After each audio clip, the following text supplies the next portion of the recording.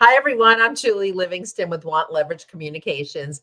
I have a pre-Thanksgiving Julie's PR patter.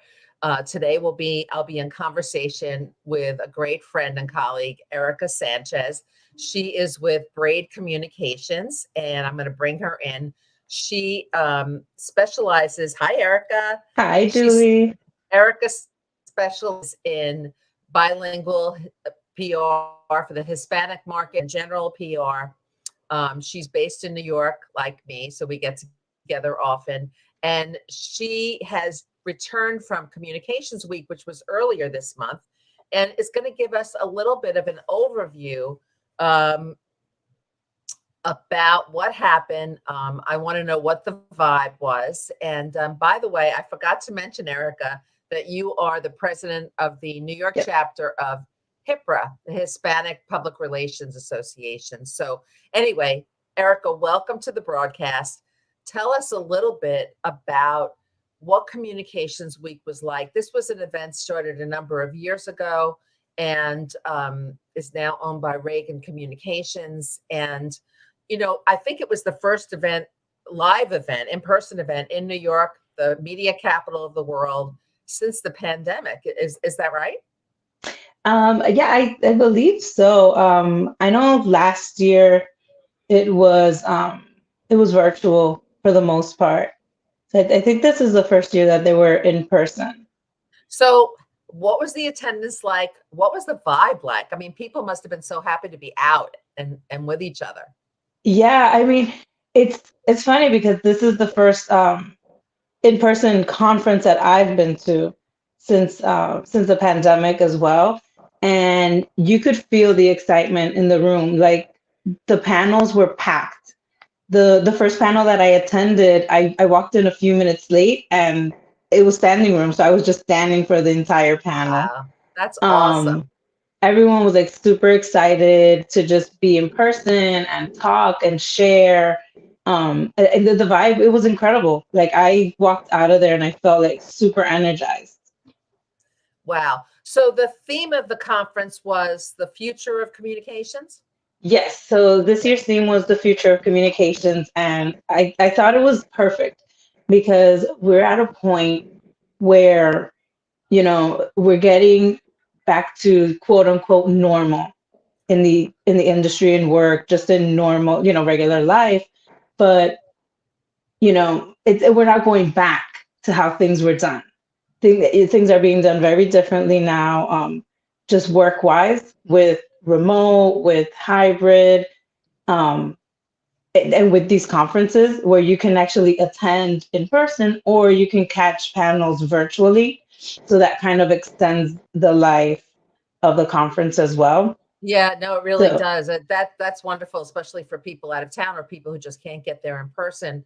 yeah. Um, so what were some of the things that were being talked about, and what were some of the top panels that you attended that you can share with us?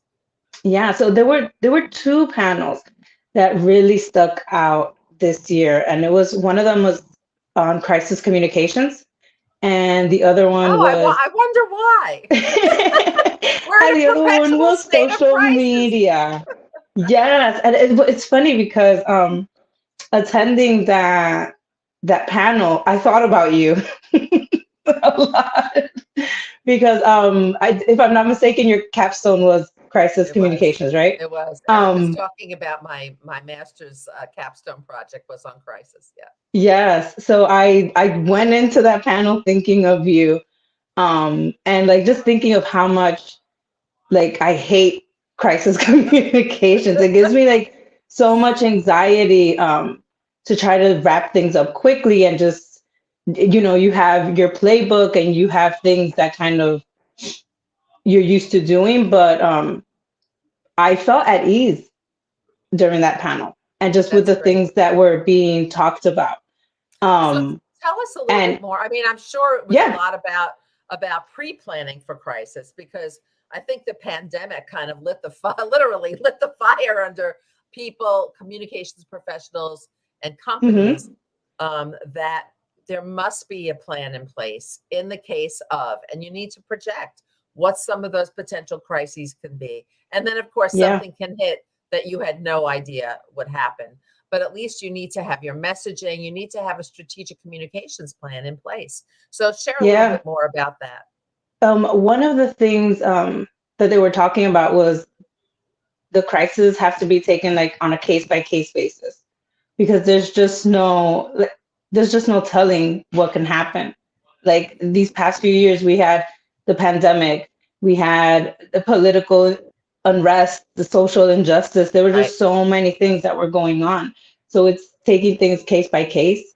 It's expanding communications, crisis communications team. Like it shouldn't be just one person Right. in charge of everything. Oh, that's a, And then, that's a really important thing, because everybody, first of all, everybody needs a backup and a yeah, partner. And I yeah, think one of the intense things about, especially about crisis communication, is having to somebody to bounce ideas off of, and really, definitely. because everything in crisis is kind of subjective, and you have to, in the moment, there's this intense time compression. You really have to be able to have the judgment and make decisions very clearly. Yeah, and then they were also saying how during these crises we can't work in silos. So there has to be like a cross between different departments. It just can't be crisis. Like everyone has to like really band together and work together.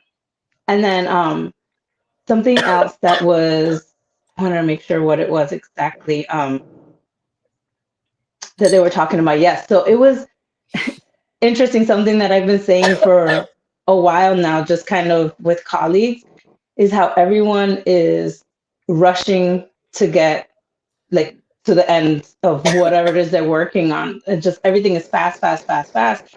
People are not thinking about what it is that they're putting out there before Right. putting it out there. It's just we got to get it fast. We got to be first, But and you can't, then but you can't. and that can't be Yeah. it.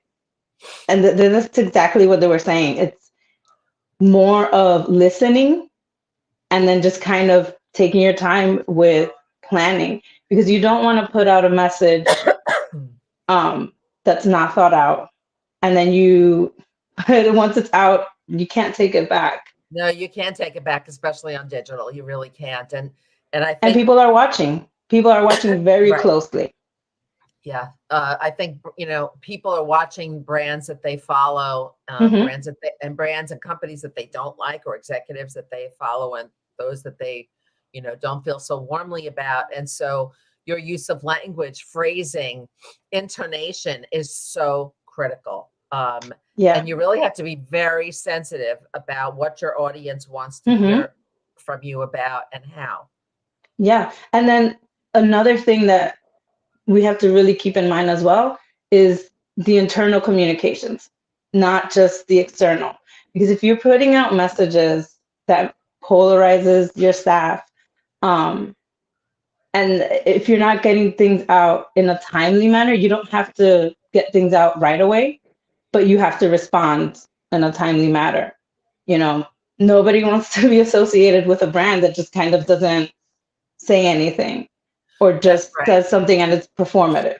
That's right. And I think a lot of companies forget that their employees are their most important brand Yes, ambassadors. So when yes. employees are really armed with the right information, the most timely information, and they understand, they're brought into the fold about Hmm. how to communicate with people in their circle, or, just in casual conversations, they should really know what's going on, and kind of what the party line is, so that they really can represent the company adequately. And that's a very empowering Yeah. thing. I think it makes employees feel more connected to the company and the brand when they are able to do that, in a very simple way, but when they're able to do Hmm. that, it makes them feel good.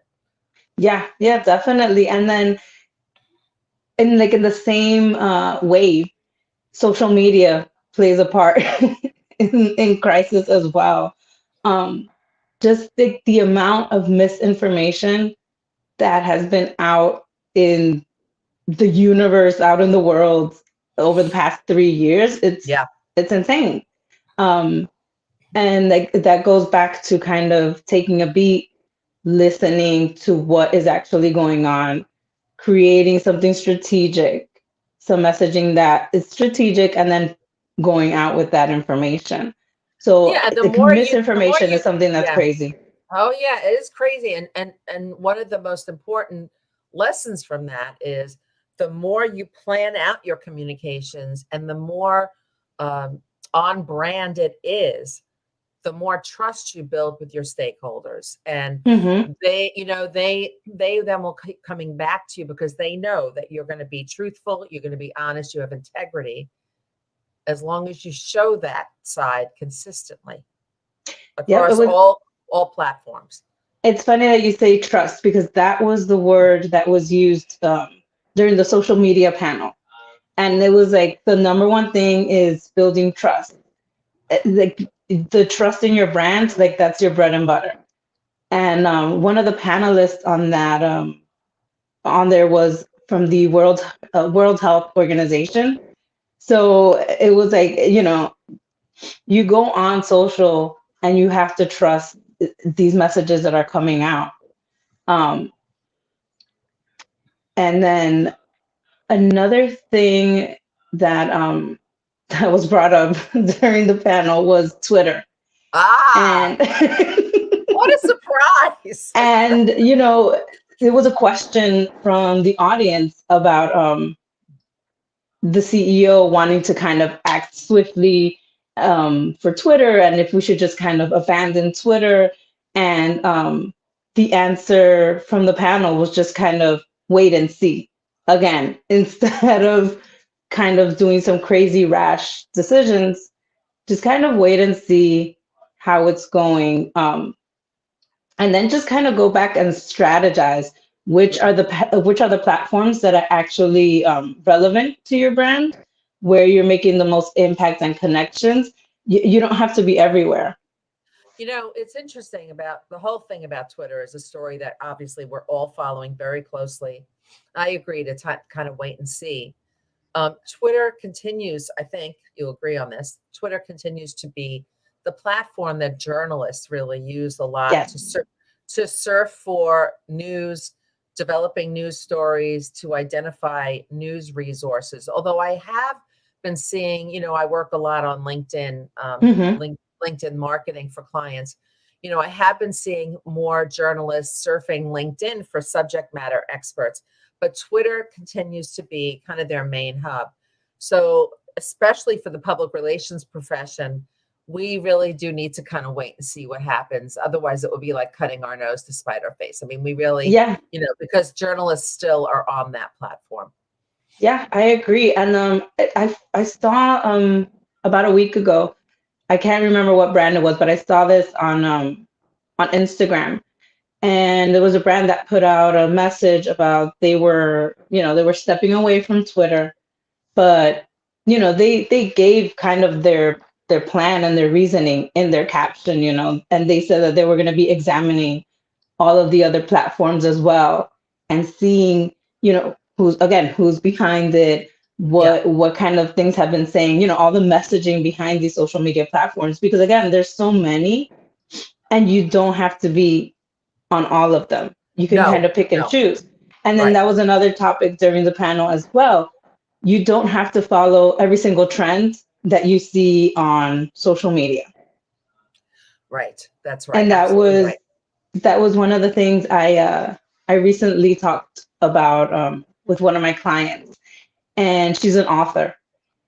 And she was really nervous about jumping on TikTok. And she was like, I don't want to do all the dancing trends and stuff like that. And I was like, but it's really about building community and about getting your voice out there and connecting with your readers, connecting with other Right. authors. And there's a huge, like, a book community on TikTok. There's what is it, book talk.